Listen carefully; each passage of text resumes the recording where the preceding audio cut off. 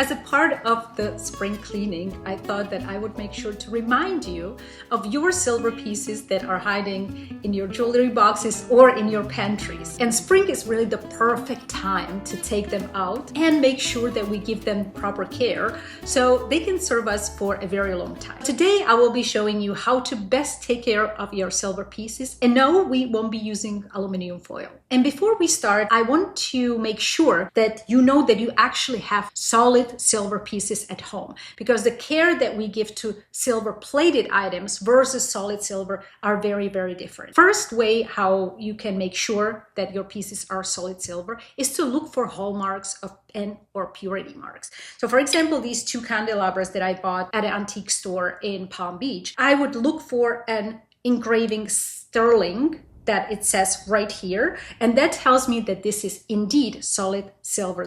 The parts of this candelabra are solid silver. Another mark that you might want to look for is 925. Number 925 indicates 92.5% of that item is pure silver. The marks that are indicating that it's silver plate is going to be EP&S, which stands for electroplated nickel silver, EP-A1 silver plate, or IS, which stands for international silver, which is often also plated. So silver plated items have only a thin layer of silver that is over a base metal, which is usually copper, brass, can be nickel, and that layer can be worn away with polishing. So we want to make sure not to polish these items. Tip that you can try is weight. Sterling silver is relatively heavy for its size. Important note is to never use aggressive methods if you have silver plated items. Many online quick fixes that we see, especially chemical dips or using aluminum foil and baking soda baths,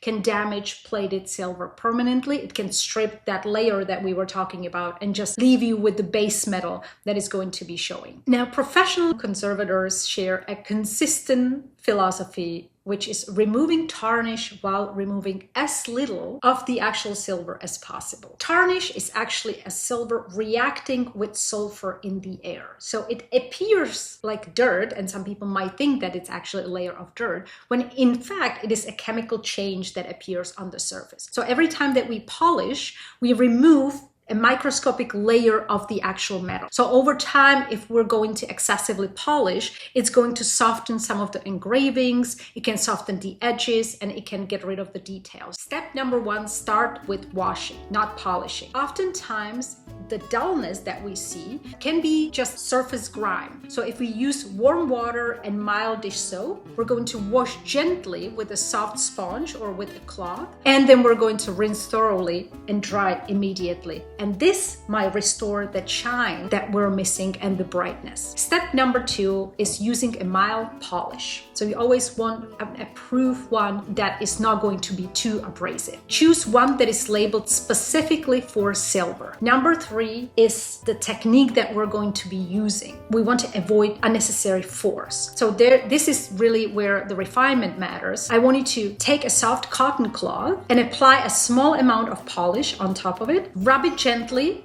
and in controlled motions. Make sure that you don't apply too much force. Make sure that you also frequently switch to the clean section, clean parts of the cloth, so you don't polish it with the dirt or the tarnish already on it. Step number four is making sure to get the intricate details softly. So for engraved or ornate areas, we want to avoid letting the polish dry in the crevices. So something like this, we have to really make sure that we get into those spaces, but make sure that you never use a toothpick or never use any kind of tool so you don't damage the silver layer. Step number five, we want to rinse it and dry it thoroughly. So after I applied the polish, I'm going to now again rinse it very, very well with a cotton cloth. I'm going to dry it instantly.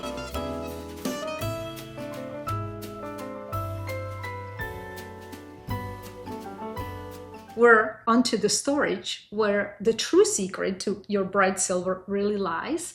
Because again, like I mentioned, the less we polish, the longer the silver will last. Store your silver in polyethylene bags, put an anti-tarnish strips in there, Keep it away from rubber bands and from sulfur-containing materials, because as we know, the sulfur is the one that is creating the chemical reaction. Always handle your pieces with clean, dry hands. For some of those special ones, I suggest to use white gloves. A couple of times when we shouldn't be polishing. Number one, when your item has an attractive antique patina, such as this candle holder, for example. If it's silver plated, we already mentioned that. If the tarnish is minimal, because we want to wait, we don't want to do the polishing too often. And last one would be if we're unsure of the metal composition of your piece. I hope that this helps you to get your jewelry and get your silverware or your candelabras, in my case, in the perfect shape.